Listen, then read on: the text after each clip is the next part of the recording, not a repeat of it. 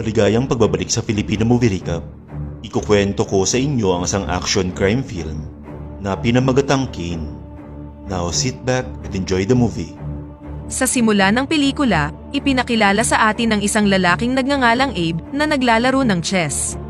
Lumalabas na si Abe ay isang makapangyarihang gangster sa Eastern Region. Sa kabilang panig ng chessboard ay si Frankie, isa pang kilalang gangster na namumuno sa Northern Region.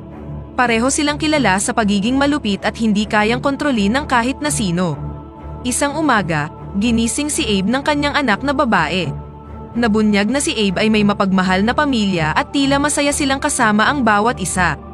Hindi siya nagpapakita ng anumang senyales ng pagiging gangster boss kapag nasa bahay siya.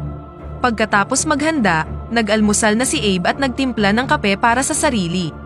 Sinabi niya sa kanyang asawa na masarap talaga ang kanyang kape at ang lahat ay mag-e-enjoy dito.